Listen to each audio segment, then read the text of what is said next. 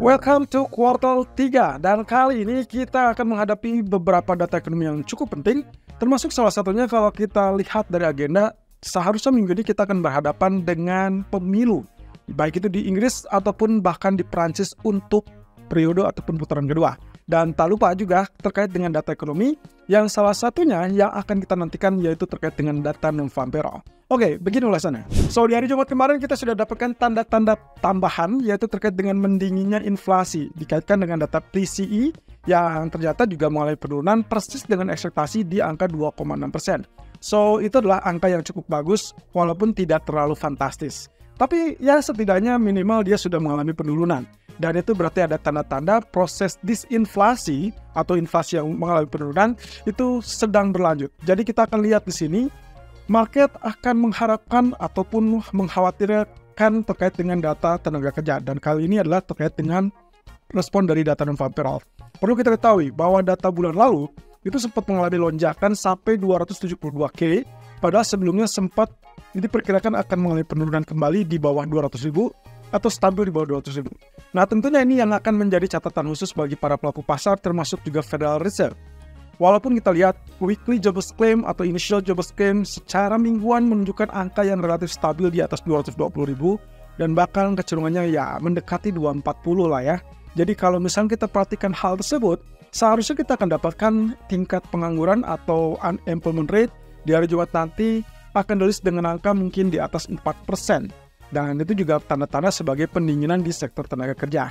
Nah, tapi ini yang terjadi dalam 1 atau 2 bulan terakhir, setiap kita melihat data unemployment rate selalu bertahan di angka 4,0%. Tidak terlalu, ya bisa dibilang mewakili dari apa yang tertunjuk ataupun yang ditunjukkan dari klaim pengangguran mingguan.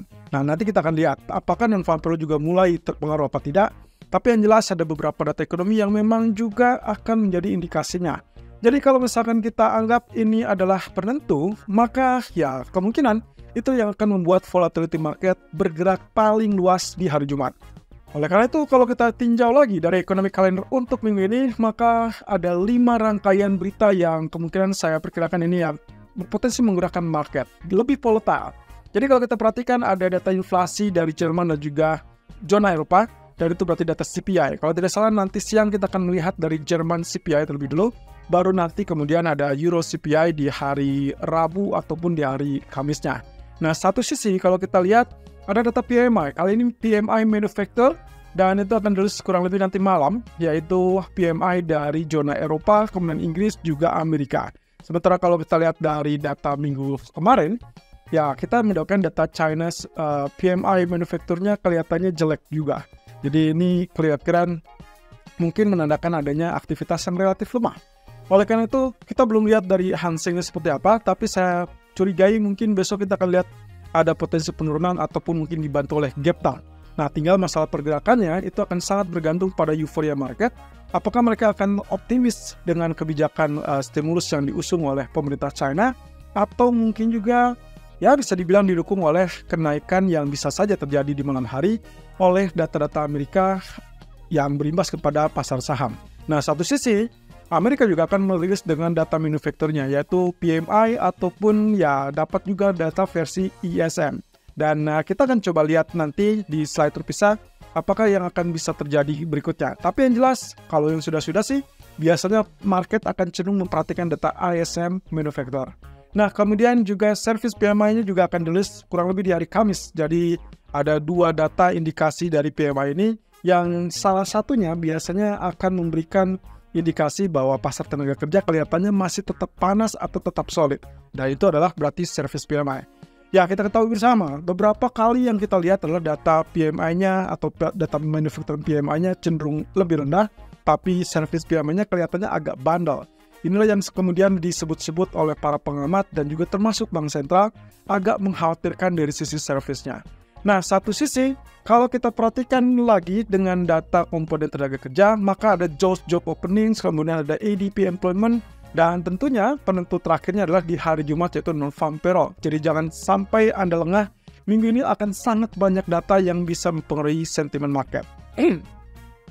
Kemudian ada central bank speaker. Kali ini muncul dengan sorotan utama yaitu tertuju pada Jerome Powell, ketua Fed.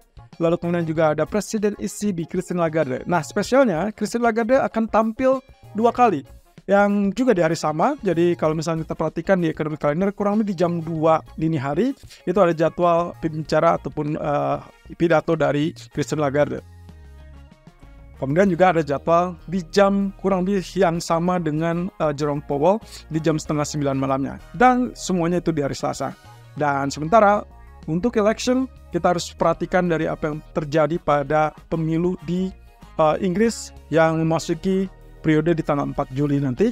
Lalu kemudian juga ada periode kedua dari pemilu Prancis yang periode pertamanya sempat dimenangkan oleh partai sayap kanan. Nah, kabar terbaru terkait dengan USD Japanese Yen, teman-teman. Saya rasa ini akan menjadi hal yang cukup mendebarkan karena ada isu kemungkinan kalau misalkan mereka tidak melakukan segera tindakan apapun terkait dengan pelemahan mata uangnya, ada kekhawatiran bahwa mata uang tersebut bisa tembus level 165 melemah versus US dollar. Jadi kalau misalnya kemarin masuk ke zona 161, bahkan sampai saat ini pun bertahan di zona tersebut, ini adalah level tertinggi 38 tahun. Jadi kalau misalkan ternyata tidak ada tindakan meredam isu-isu yang ada ataupun bahkan bertindak lebih nyata dibandingkan omong-omong ataupun ya sekedar intervensi verbal, maka kecenderungannya spekulan bisa saja mendorong sampai zona 165. Wow, ini sangat fantastis, tapi juga saya jadi teringat dengan apa yang pernah saya tampilkan ataupun tayangkan baik itu di awal tahun ataupun bahkan tahun lalu, bahwa saya pernah memperingatkan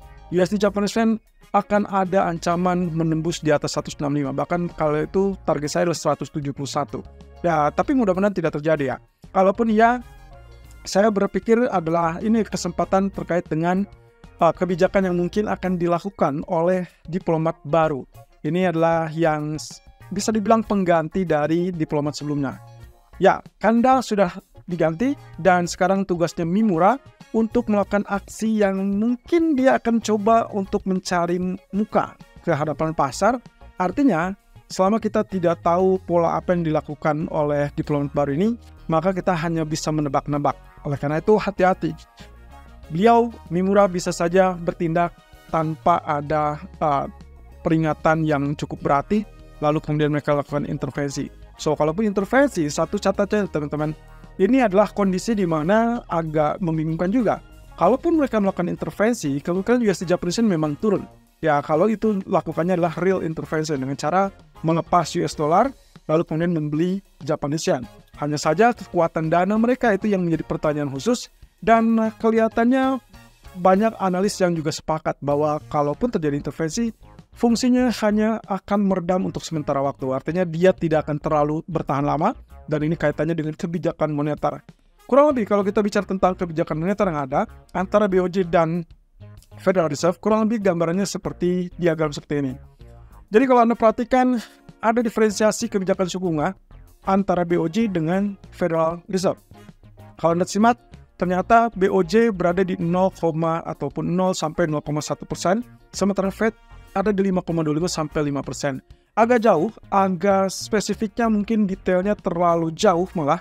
Dan kebijakan ini dikarenakan ya salah satu, kalau kita bicara tentang BOJ, lebih kecenderungannya mereka mempertahankan sikap kebijakan karena inflasinya belum genap atau belum bertahan kurang lebih di atas 2%. Dan mereka juga mengindikasikan baru akan melakukan kenaikan tersebut kalau misalkan kenaikan inflasi itu dipicu oleh kenaikan konsumsi ataupun ya katakanlah tingkat permintaan domestik. Sayangnya itu tidak terjadi karena kenaikan inflasi yang ada itu lebih dikarenakan faktor bahan bakar atau hasil ya kita sebut saja harga bahan bakar yang mengalami kenaikan. Nah, sementara kebalikannya dari Federal Reserve sendiri, mereka mungkin baru akan melakukan pemangkasan suku bunga kalaupun misalkan diyakini bahwa inflasi memang lanjut turun. Ya, proses disinflasi yang terjadi memang diharapkan untuk kembali ke level 2%. Karena dalam 1,5 tahun mereka melakukan kenaikan suku bunga pasca bangkit ataupun rebound ekonomi dari COVID-19, mereka langsung mengalami inflasi yang over. Jadi mereka sempat mencapai 7 atau bahkan 9% waktu itu. Lalu kemudian mereka coba tekan dengan melakukan kenaikan suku bunga ataupun ya mereka mempertahankan tingkat suku acuan tersebut.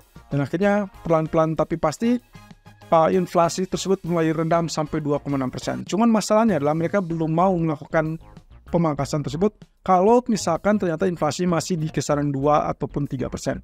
Jadi yang kita butuhkan adalah inflasi tetap turun sampai ke level 2%.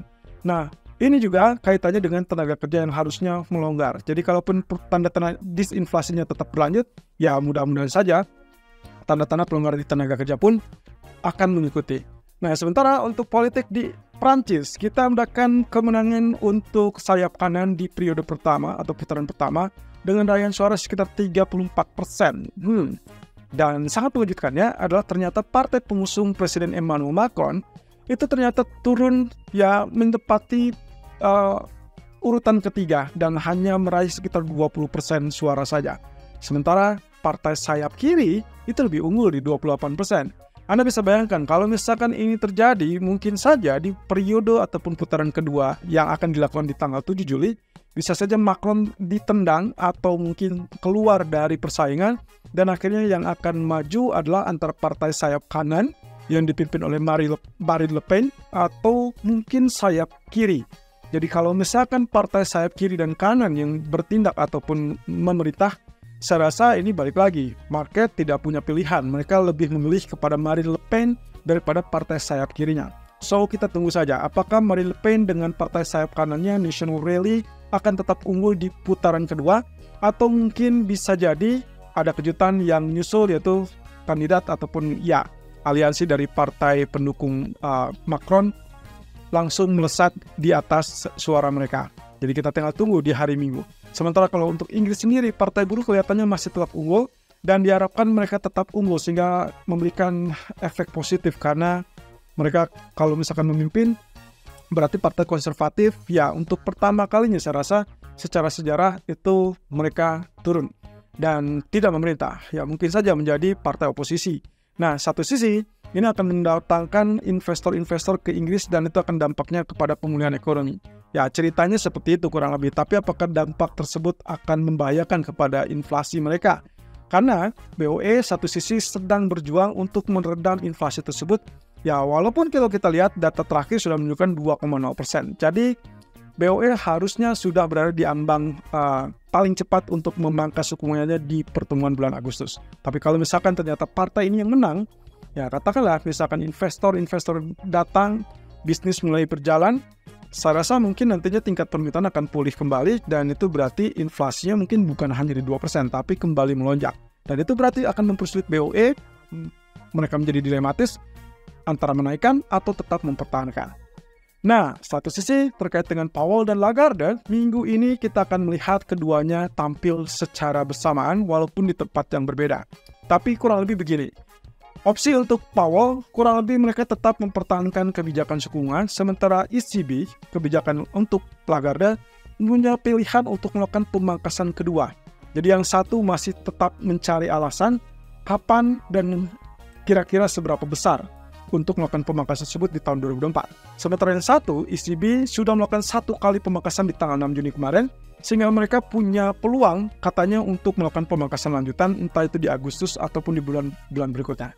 Yang jelas sih kalau misalkan kita lihat dari sini, keduanya tetap sama, yaitu mempertahankan kebijakan kecuali kalau data ekonominya mendukung. Dan itu berarti data inflasi yang dingin, lalu kemudian data sektor tenaga kerja. Ya kita tinggal tunggu saja, termasuk Powell. Kalaupun seperti ini, saya rasa mau tidak mau kita akan tunggu dari statementnya apakah bergeser ke sisi dovish atau dia tetap mempertahankan hawkish. Sementara untuk Lagarde, saya sih tidak terlalu expect apapun ya, tapi yang jelas dari beberapa pejabat ECB, kecenderungannya mayoritas mendukung untuk pemangkasan lanjutan di periode Agustus ataupun September. Jadi saya rasa kalau seperti ini, yang terdepan untuk melakukan pemangkasan berikutnya menyusul SNB atau Swiss National Bank kemarin, maka kemungkinan ECB berpotensi untuk melakukan pemangkasan kedua kalinya. Hanya saja bukan di Juli. Jadi kalau lihat dari ekspektasi pasar keuangan terhadap bank sentral, kelihatannya 18 Juli mendatang ECB akan tetap mempertahankan tingkat suku bunga acuannya, lalu kemudian BOC juga diperkirakan akan hold, dan sementara yang sampai saat ini diperkirakan akan menaikkan itu adalah di pertemuan tanggal 31 Juli supaya nantinya ada tanda-tanda bahwa BOJ akan menaikkan suku bunga. Seharusnya ini akan menjadi jawaban penting bagi USD Japanese Yen, teman-teman. Kalau misalkan tidak ada intervensi, lalu kemudian bergerak naik ke level 163 atau bahkan 165, ya mau tidak mau, market harus menunggu sampai akhir bulan, di mana BOJ akan melakukan sidang pertemuan kebijakannya, dan diharapkan melakukan kenaikan. Jadi, anggap saja tidak ada intervensi, maka kunci utamanya adalah terkait dengan apakah BOJ akan melakukan kenaikan suku bunga atau tidak. Gimana kalau misalkan dua-duanya tidak? Intervensi tidak, BOJ mempertahankan suku bunga, wow, siap-siap. Mungkin 170 yang saya pernah bahas di awal tahun atau bahkan di akhir tahun kemarin, bisa saja terjadi pada USD Japanese Yen. Oke, berarti data ekonomi untuk malam nanti, tolong perhatikan data ISM Manufacturing PMI dari Amerika. Saya tidak peduli dengan data S&P globalnya, tapi kurang lebih perbedaannya begini. S&P Global masih melihat data PMI Manufacturer itu masih berada di atas ekspansi. Jadi, angka di atas 50 itu adalah tanda-tanda bahwa ekonomi masih ekspansi. Sementara, versi ISM yang kecenderungan bisa dibilang data resmi pemerintah, itu cenderung menunjukkan data kontraksi karena angkanya tetap di bawah 50. So, dengan demikian, yang paling penting adalah apakah nanti malam kita akan lihat lonjakan mengejutkan dari ISM Manufacturing PMI apa tidak. Karena kalau misalkan angkanya cuma 49,3 atau 0,5, saya rasa memang itu di atas ekspektasi dan potensinya adalah strong dollar.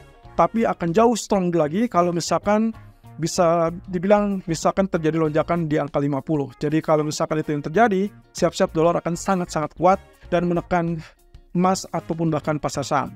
Tapi sebaliknya, kalau misalkan kita tetap lihatnya di bawah 50, ya misalkan di 49 lah ya, maka kemungkinan itu adalah weak dollar. Pelemahan ini juga akan berlanjut kalau misalkan kita dapatkan kejutan ke bawah, yaitu data ISM-nya berada di 48,5 atau mungkin di bawah 490. Jadi tinggal tunggu saja nanti malam, karena beberapa waktu lalu kita sempat melihat data PMI yang melonjak, sehingga akhirnya membuat dolar sangat kuat. Kita tunggu saja. Ini masuk kuartal ketiga dan banyak kejutan yang mungkin akan kita lihat bersama. Oke, live streaming akan kita mulai nanti sore di jam 15.30 waktu Indonesia bagian Barat, sementara untuk hari Jumat biasa di jam 16.00. Jadi, sampai ketemu nanti sore.